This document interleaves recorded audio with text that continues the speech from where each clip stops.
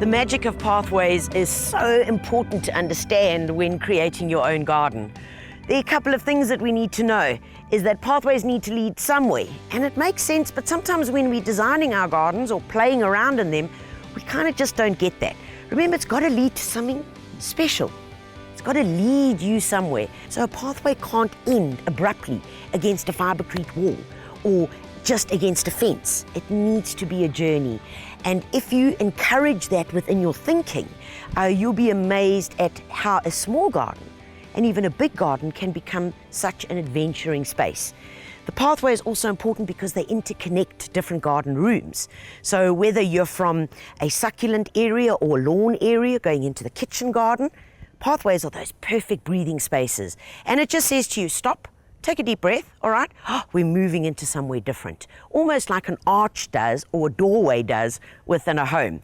So think about those applications when putting in your pathways. So what do we use in our pathways? Well, there are various applications that you can use. Just like where I am here, this is a beautiful wide pathway, 1.2 meters. If you want two people to be able to walk together down a pathway, it's got to be more than a meter. It really has to be, or else you kind of like, one always wants to take the lead and one's behind them, and then it becomes like a really bad marriage. So make sure that your pathway is wide enough, especially if you do want to encourage multiple people, more than one person, to be able to walk down it at a time. Just like underfoot here, what I've got is a little gravel. It's a very fine gravel. I call it a bonsai gravel, and it's under 5 mils. Very, very small. And this makes for beautiful walking. And even the pups don't mind it. As soon as you start getting to larger gravel, people barefoot and little fur kids really don't enjoy it. But underneath here is weed guard, which has been put down to stop the weeds from coming through. What it also does is, of course, stops your pebbles disappearing into the soil, which is very, very important. So gravel is one application. Another application that you can simply use is by putting down various pieces of slate. Now, this could just be a random paver. It doesn't have to be anything amazing, as in the finished material that you're using. It could be a leftover roof tile. It could be anything. It could be a piece of wood, a disc that's been cut off a tree. There are various applications that you can use for pathways. Those pathways I consider more little adventure-y. It's not for two people to walk down, it's a little meander. It's driving you somewhere, and it's more intimate. It's more in a closed space that you want to be able to go into and follow.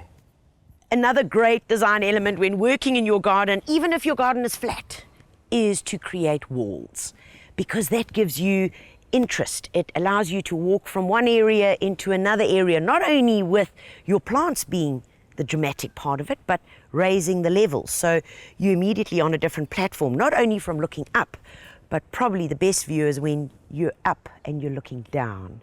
And by using that in your garden, no matter also how big or small, you can really transform a very ordinary space into something quite extraordinary. But another application for walls is exactly what we've done here. We had cut down a tree, and I thought, well, instead of lugging it all away, why not build a wall? And it worked out beautifully by putting them together, stacking them in some kind of orderly fashion. First of all, I've got a great insect hotel. They're starting to break down, fall away. It just adds beautiful character. And not only that, but it looks spectacular with these low-growing ground covers, changes in textures, the gold against the brown, these little ornithogalums. That's a little chinkery-chi, a miniature chinkery-chi. Too cute. Against that, I simply just love it. And not only do the hojos love it, but the dogs really enjoy jumping all over here. Other applications for walls, you could use dry stacked walls, so that would be rock. And of course, one of the most effective ways is by taking treated poles and lying them against each other, either horizontally or placing them vertically, depending on the height that you're going. And once again, a simple DIY project that anybody could do to raise an area.